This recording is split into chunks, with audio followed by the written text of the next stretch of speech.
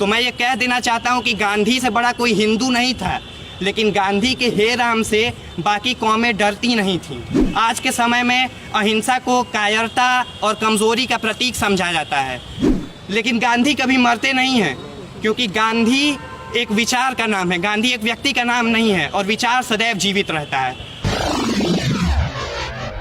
नतीजा ये हुआ कि आधी रात को गांधी जी को रेलवे स्टेशन से बाहर फेंक दिया गया, लेकिन गांधी जी ने उस जख्म को सहलाया नहीं, उसे कुरेदा और उनके अंदर एक हथियार उगाया, सिविल नाफरमानी।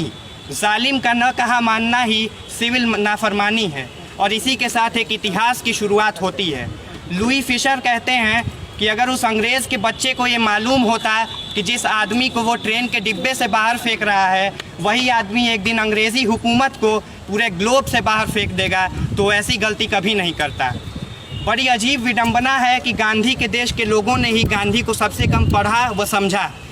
हैरी पॉटर और चेतन भगत को दिन रात भोर दोपहरी एक करके पढ़ने वाली युवा पीढ़ी अगर गांधी जी को तबीयत से पढ़ दी होती तो आज पीढ़ियों का सबक शायद कुछ और होता, लेकिन हमने ऐसा नहीं किया, और यही कारण है कि आज तमाम फैंसी और फेसबुकिया ज्ञान हमारे पास हो गए हैं।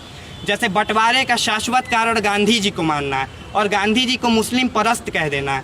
तो मैं ये कह देना चाहता हूँ कि गांधी से बड़ा कोई हिंदू नहीं था, लेकिन गांधी के हे राम से बाकी कौमें डरती नहीं थीं, क्योंकि गांधी भारत में धर्मनिरपेक्षता के प्रतीक थे। आज के समय में अहिंसा को कायरता और कमज़ोरी का प्रतीक समझा जाता है, लेकिन लोग ये भूल जाते हैं कि विश्व की सबसे बड़ी सेना से आप हथियार से लड़ाई नहीं कर सकते।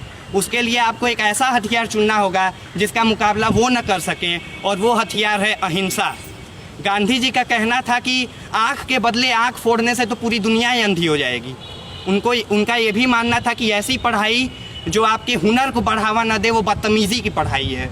गांधी जी और तमाम नेताओं और सेनानियों के बलिदानों, आंदोलनों और जेल यात्राओं के फलस्वरूप 15 अगस्त सन 1947 को हमें आज़ादी मिली, और हम देशवासी गांधी जी को इतना चाहते थे कि अगले ही वर्ष उन्हें 3 गोलियां मारकर उनकी यही समाधि बना दी। लेकिन गांधी कभी मरते नहीं हैं, क्योंकि गांधी एक विचार का नाम है। गांधी एक व्यक्ति का नाम नहीं है, और विचार सदैव जीवित रहता है। अंत में दुष्यंत कुमार जी की चंद पंक्तियों के साथ अपने व्याख्यान का समापन करना चाहूँगा कि खुदा नहीं न सही, खुदा नहीं न सही आदमी का ख्वाब सही, खुदा नहीं न सही आदमी का ख्वाब सही, कोई हसीन नज़ारा तो है नज़र के लिए, वो मुतमईन है कि पत्थर पिघल नहीं सकता, वो मुतमईन है कि पत्थर पिघल नहीं सकता। मैं बेकरार हूँ आवाज़ में असर के लिए, मैं बेकरार हूँ आवाज़ में।